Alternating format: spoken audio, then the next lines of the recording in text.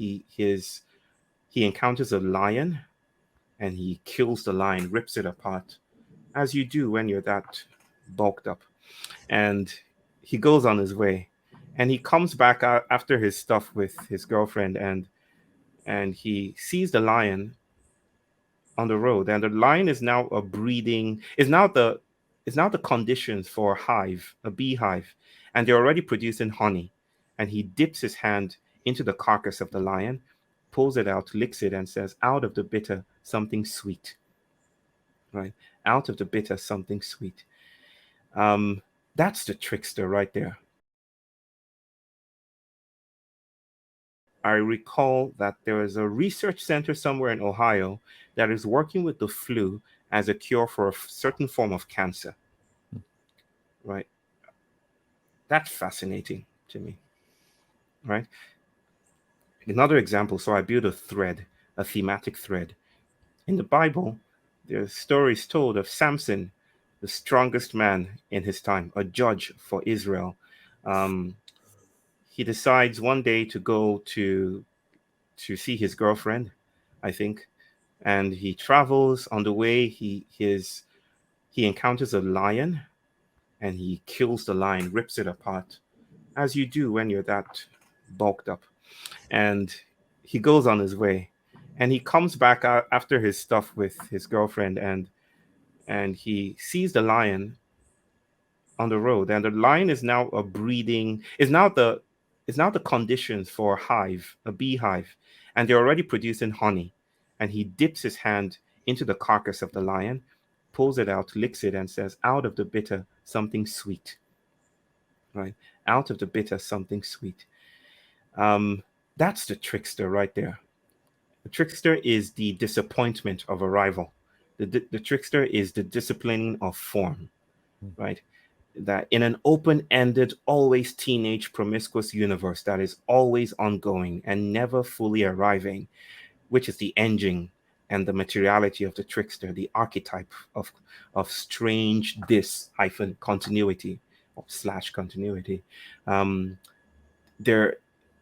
Nothing congeals long enough to be one thing, right? A lion could be sweet. The flu can be your healing. Capitalism could be the very conditions for a ground of worship. And I'm not just pulling things out of my ears or other orifices in my body. I'm literally talking about the story of Bakita, the slave, among other slaves that were their bones and their artifacts and trinkets and artifacts of worship excavated as a result of ongoing reconstruction works in Rio de Janeiro, specifically Cais de Valongo, right? For the World Cup, right? They were digging place for the World Cup, and they opened up this ground and they invited priests to consecrate the place. But that wouldn't have been possible without the agency of the World Cup, right? So our social analytics often get stuck in the image, right? And we are committed to this image because the image sustains us. But the world will often make ontological demands, onto-epistle, ethical demands on our images, tugging at the edges. It's risky to flow in those aspects of desire, to do what the world might be inviting us to do. But that's the only way, in my estimation, that the new comes, right? That's the only way novelty and transformation happens. So the trickster's work, especially issue in Yoruba cosmology, is known as the man of the crossroads, right? And I can tell you stories of issue traveling across the Atlantic to creolize the world, to disturb the sanctity of indigeneity, to disturb the sanctity of place, to disturb the sanctity of time. He travels and he undoes things. I wrote about him a lot in the essay. Well, you know the story of that guitar man. I forget his name now. Maybe because it's late. I'm forgetting things too easily, brother. You mean what's his name?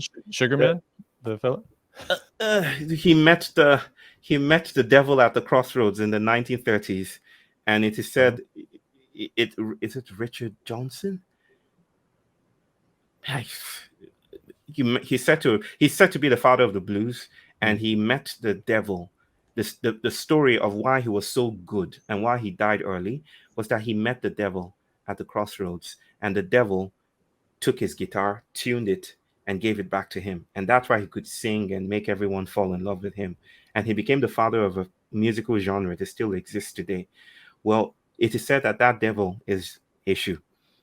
Issue is Mm. also is also invoked and conjured in the emergence of hip hop. It didn't just sprout from the Bronx. The conditions for its sprouting came way back from West African traditions of the griot and storytelling traditions. So it's that when you see strange new things, miraculous, just emerging, we like to give it a humanist or anthropocentric reading and say, how do we study this? How do we make the new happen? How do we sustain momentum? But we're saying that there are other things behind the scenes, so to speak. And I really wanted to focus on what the trickster could be doing in this circumstance.